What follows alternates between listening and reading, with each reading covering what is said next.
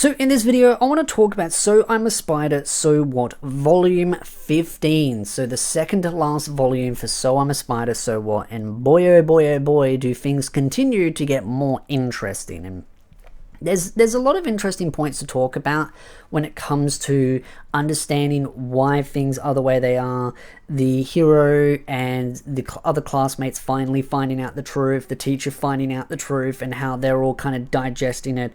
I put a note in my page that the fake hero, because the more I learn about the hero, the more I dislike some of his values and how he's trying to be so virtuous. It's kind of like a saying that I have: heroes need villains, villains don't need heroes. And what I mean by that, for those that don't understand that, is that a villain's objective is to do bad things. That's it. They don't need a hero to be a villain, but a hero needs a villain to be the very thing. Like, the whole point of a hero is to fight injustice and defeat evil, and that's the thing. So you need a villain, you need a problem. And so I just kind of feel like the hero himself kind of creates problems almost out of thin air with his own fake virtuousness of like, oh, you know, killing people is so bad. And it's like, okay, here's the thing, big boy. And your harem of gaggler girls, which I do love the way they kind of stereotype that with the whole like normal isekai kind of power fantasy, where you have that overpowered protagonist that has a girlfriend and all these other gaggler girls all chasing him and his harem.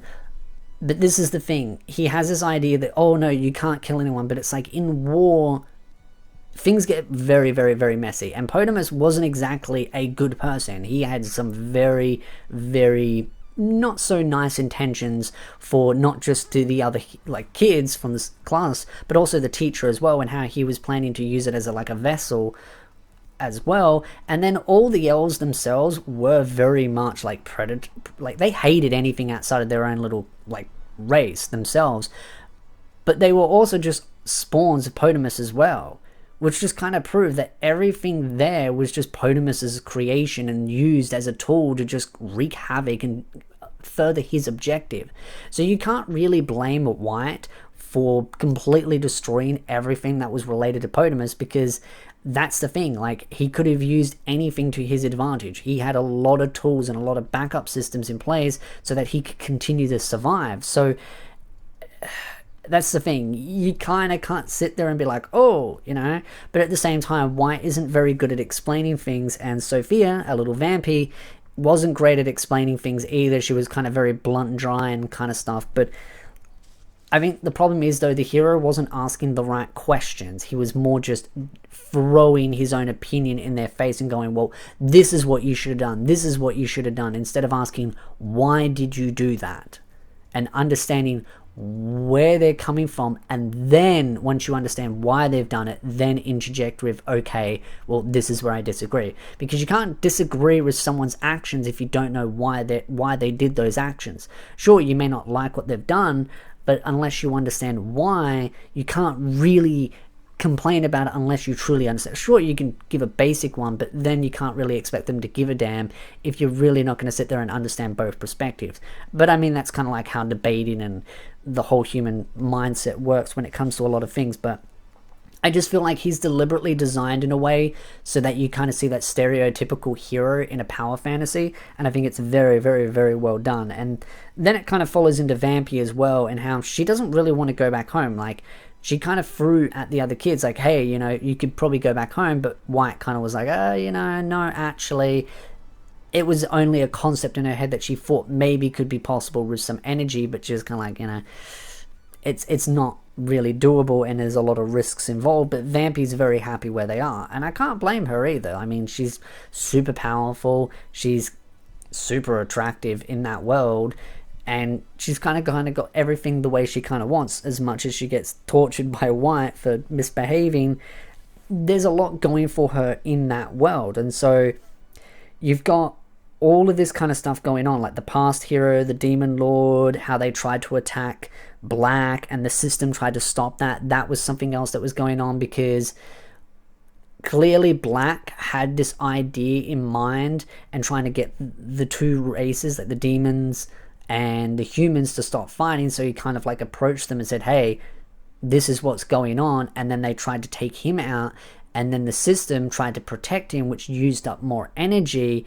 And that's a lot because the demon and the human hero, they have a lot of power behind them. So this is where the whole catastrophe gets even bigger as a problem, and it just gets worse and worse and worse because Black made some major stuff ups, and the system, which of course, again, if you know what is the system and how it's built from the past volumes, and being that it's the kind of the angel, the goddess as they see it, she's the core of it. So it's her intentions to block that, which then leads into the whole situation. And now that White is basically at the point of disassembling the system, our little top G herself, the one upstairs, the puppeteer of it all, has decided, nah, I'm not really going to let you have this little game, and now I'm going to create a world quest to basically try and take you out, and then create a secondary kind of thing where it's like, okay, now you get to vote for which side you want to choose, white or black. And then they had like a kind of like a speech thing, like a presidential speech of pick your vote. And yeah, the Demon Lord herself really didn't sugarcoat it. She kind of laid it bare out and said, you know, this is the situation. Don't like it. Stiff bickies.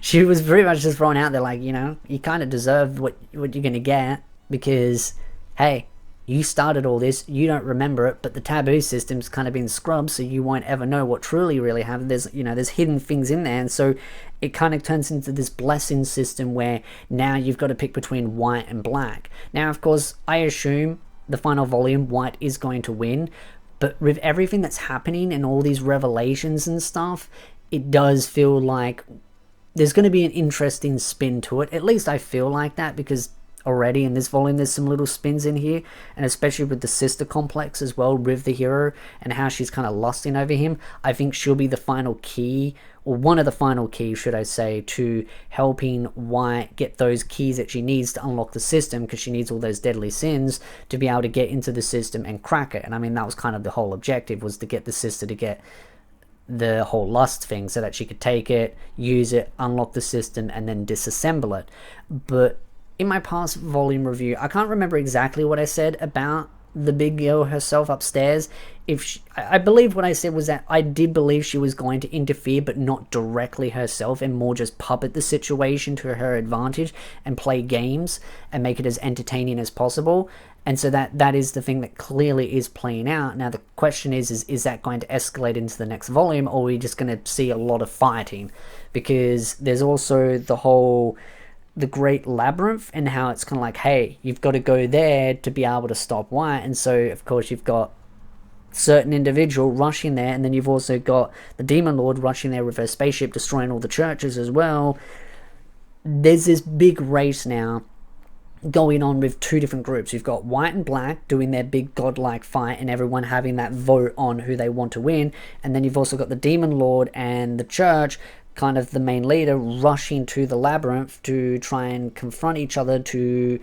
One's trying to stop all of this from happening, and the other one, of course, is trying to stop the person stopping that, so that white can defeat black and then reset or blow up the whole system. So it's an interesting volume. There's a lot of stuff to do with the hero though, and his whole thing going on with his sister and some backstory and all that, and I did enjoy that a lot more than some of the past volume backstory stuff, just because it's directly involved with what's going on and how the sister feels and all that kind of stuff. So it was a really good volume. I really do feel like it's building the final stepping stage to the final volume and the big finale fight that it clearly is going to be white versus black, which I assume white's going to win, but I think that's kind of like an obvious that the side that you want in this situation is going to kind of win. But it's not so much about the end result that I care about, it's the journey there, though I do wonder exactly how that end result's going to look, and not just who's been defeated, but what the end result's going to be for everyone else. Like, how is everything going to be reset?